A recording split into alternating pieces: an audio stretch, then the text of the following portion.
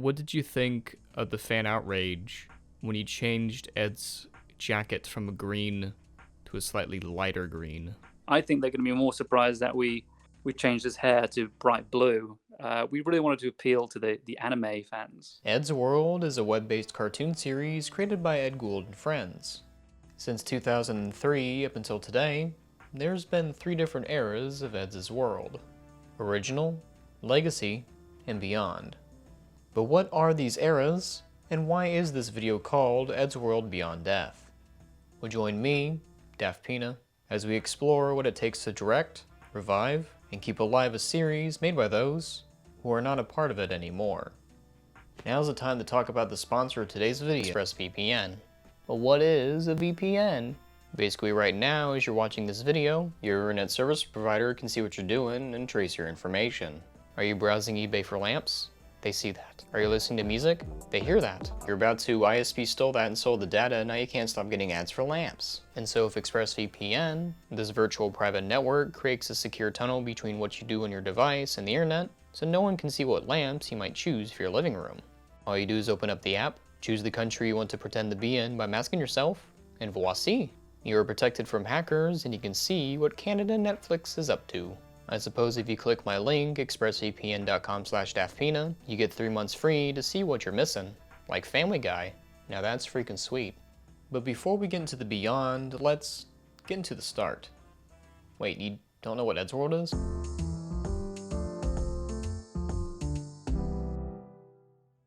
Created by Ed Gould, Eddsworld is a Flash animated series that started off in comic form. And around this time, in the far-off year of 2000, Matt Hargreaves met Ed in school, while Thomas Ridgewell met him 2 years later on a website called Stick Suicide. These young kids began to make animation when their school got Complete Animator and then later, Flash MX 2004. And as snazzy as that name was back in the day, Ed was passionate about animation, with Matt focusing on the in-betweens. That's in between the keyframes that Ed would do. But originally for Tom's character, he didn't voice himself, because, quote, his mic sucked. And so a temp voice was used with American. Have you got an idea? Nothing. We'll never get this Christmas special finished. Whatever. I'm gonna go watch TV. But after a while, Tom started to pitch his own scripts to Ed and then became involved with the series. But what is so special about Eddsworld? I mean, everyone and their grandma seems to be coming out with a pilot or show of some sort. What makes Eddsworld so significant? Calm down. You sound very spiteful and angry. So, to start off, drawing tablets back in the day were a lot more expensive and really just made by Wacom.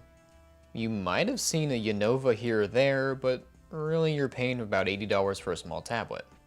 And this is mixing in the lack of software access, and by that I mean people really didn't know how to pirate 101, which made it so not many people had the potential to try out animation, unless they were truly investing in it or it happened to be in a classroom of theirs. But today, you can buy a $20 tablet and obtain the software, in no particular way of course, and you can start animating. Just like the cartoon I'm releasing November 30th on my second channel, go subscribe. Technology-wise aside, Ed was dedicated to animating. As what got Ed and his friends on the BBC News was their continuation of their passion and the charm of their craft. In 2009, they made a short animation about climate change that world leaders at the time saw. Gone from entertaining 12 to 15-year-olds in middle America to, being watched by world leaders and politicians. However, as their popularity grew over time, Ed's cancer came back. That may sound very unexpected to bring up out of nowhere, but that's how unexpected it was to his friends. Ed still had the same drive as he first started, as he was still busy animating with the team, working on Space Phase Part 1 in 2012. We were incredibly motivated when it initially happened. This is someone that had unfinished creative ideas, but we all had this energy and need to finish this animation. We're like, well, we're going to at least finish that animation. And Tom was pumped and really to see it through. And then the idea came that maybe we could do more episodes. We thought, well, why don't we keep it going?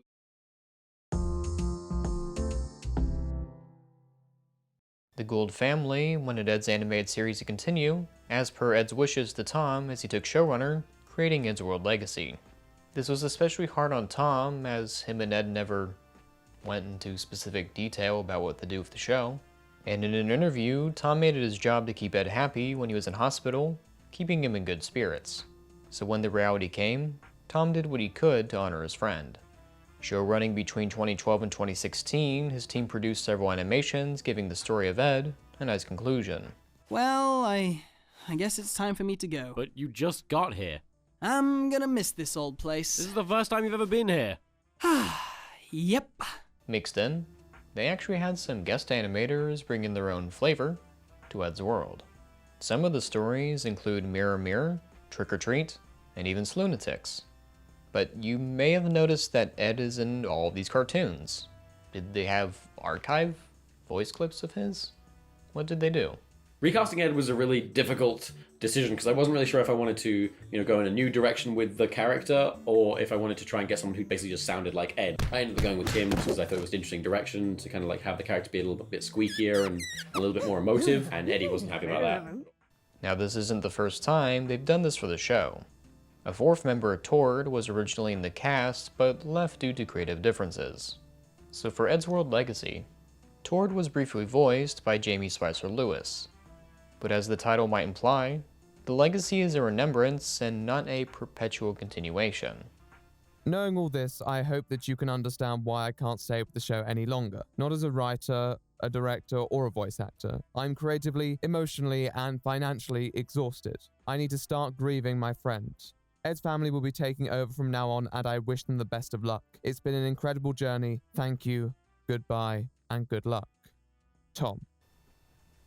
And so this brings us to Eddsworld Beyond, which is the continuation and a different spin on the world of Ed. As Tom stepped down, Matt stepped up to become the current showrunner, current being since 2016, and this has been in the works for quite a while. And with the blessing of the Gould family, Matt is leading the series into the forefront, onto the current online web space.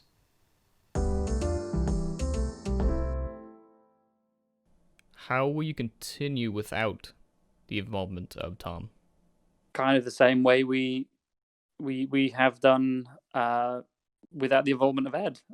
You identify the missing part and you fill it. There's kind of nothing else to be done. There's been lots of people talking about whether we were going to replace the voice of the character Tom or whether he was going to be written out, but no, the character is still the character and Tom is still Tom. They are two different entities which fortunately share the same name in the same way that Tim Howtke voiced Ed for a period. We will be looking to replace Tom's voice. And the interesting thing about changing out the voices is noting the fact that they were originally voicing themselves. The three main characters are more so themselves rather than their real life counterparts. Yeah, they've grown far into something else than originally. Yeah, they were extensions of ourselves. They are something entirely different. When we initially had the characters to begin with, each of us kind of projected characteristics we wanted them to have, and as we got older, we either inadvertently developed those characteristics ourselves, or we ended up going in the entire other direction. I'm sure I'll get a whole bunch of people or any kind of comment if there's a clip of this going, wow, I thought Matt had the intelligence of a kitchen shelf. That does not get old. It really doesn't. I thought he was allergic to dogs. So why has he got a dog? You just, Yeah, people are not their characters. The first cartoon under the Beyond label was called Fanservice 2, in which Matt decides to read a fanfiction of his friends that goes south fairly quickly, just like separating the characters from the show, as the showrunner Matt is able to separate Ed from his world. I've been very lucky in the sense that I'm able to separate the show from my relationship with Ed. I know it sounds absurd because the two are essentially one and the same. I suppose it is his world of some sort. I've heard it somewhere. Yeah. But yeah, I don't look at the show and feel this overwhelming, gloomy pressure. I look at the show as a separate entity. I mean, I've got his ashes on my shelf, for goodness sake. Well, a portion of them anyway. His shoulder, right? Looks nice. Probably the shoulder, maybe a thigh. I have no idea. It could be any part of him. However, while working on the project, Matt does still see Ed in unexpected ways. I don't know. Sometimes I look at some of the artists that we're working with and some of the notes and the sketches, and it's really nostalgic. And it makes me feel really good. And sometimes someone will draw something just in such a specific way.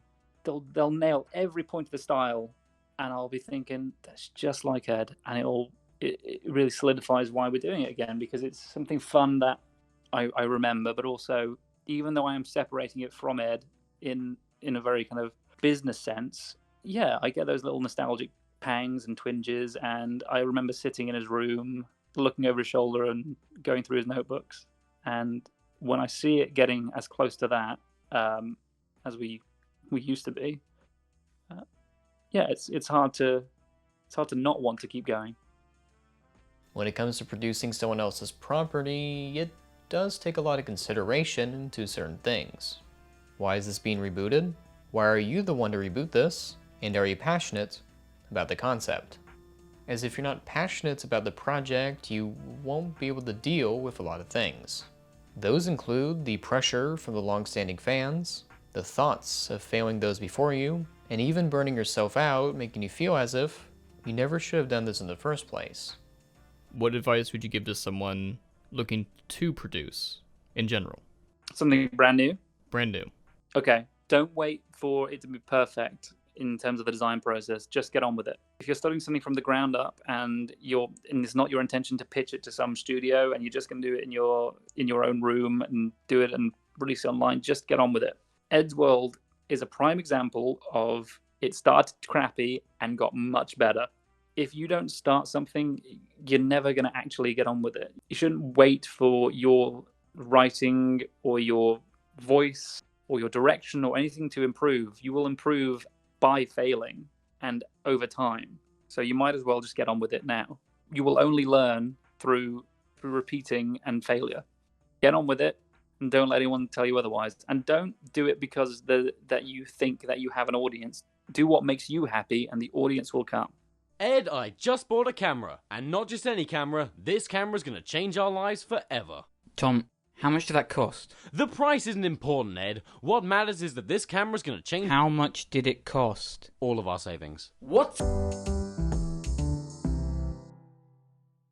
When Ed passed away, I brazenly accepted the title of showrunner in what I now realize was an act of sheer denial over his departure. I never planned for a life without Ed. Hell, I grew up believing we were going to create cartoons forever for the rest of our lives. When he died, so did that dream and most of what I considered my purpose in life. I need to find that purpose again. I also want you to know that I never actually made any promises to Ed. We never planned anything. We joked about ways to keep the show going if the cancer were to win, but there was never a serious discussion. No last will and testament. Just something he told his mother, and a promise I made to her and you to produce another year of Eddsworld. That was in 2012. Producing someone else's property is a hard task, especially when that person is no longer around. There will be a day when Linus gives his last tech tip, and even Jaden her last animation. So planning ahead, even in the smallest of stages, will help you in the long run. And asking from Matt's experience, he gave some advice on what he'd recommend. Back everything up in general. If you think something's going to happen, plan ahead. Let people know what your wishes are. And if you have any folders that are unsavory or have things that are personal, make sure those are deleted. Not that we've come across anything like that. We've been very lucky. Everything's very, very boring. Mostly just memes. Get rid of your memes, actually. That would help most people. Is if you get rid of most of your memes, because then that really helps with the archiving process. But yeah, just have a plan. Have a plan, know what you want to do, and try not to burden people with the plan. We've burdened ourselves with the idea of what we think is going to happen. It's a joy going through each and every one of these files because, as I've said, I've known Ed for years and years, so I can pretty much pinpoint each and every one of the files and when they turned up and where they were. It's nice to be able to do that because we have someone going through all the archive items at the moment, and they're going, "Oh, this is a cool thing that Ed drew." And I went, "No, I drew that one." And I was like, "Oh, what about this?" He goes, "Well, no, that was sent to him by this person because he did that and they did this." And it's nice to be able to put things in context. So yeah, maybe that's another thing. Give context to things, because if you are the only person that has context, it's very difficult for people to understand what they're looking at. Death may be the end of your life, but for artists, your creations will always live on. Remembering the good times and the hardships helps drive those who preserve a good legacy, so in the beyond, people will be able to enjoy your creation for many years to come.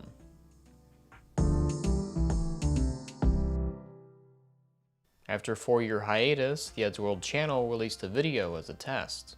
Does the public still want to see these characters? Will Eddsworld spin once more? Well, let me tell you. As of this video reaching over 2 million views and appearing on the trending tab, it definitely looks like people still want more from Ed, and with Matt as showrunner, we'll surely get more. There's going to be more, but animation takes a long time, so, you know, steady your expectations a little bit. And yeah, we're going to keep this going as long as it's fun. And right now, we're having fun. The story of Eddsworld Beyond has only just begun, and Legacy was only touched upon, as that's a whole can of cola to be saved for another video. I don't have like a cola open. I have sand. Should I try that? Until then, this video wouldn't have been made if it wasn't for my lovely patrons. And a special thank you to Matt Hargreaves for letting me interview him, and Eddsworld in general for letting me talk about it. I look forward to what they do next, and for Eddsworld to spend another day. Thank you for watching, and please, don't forget to have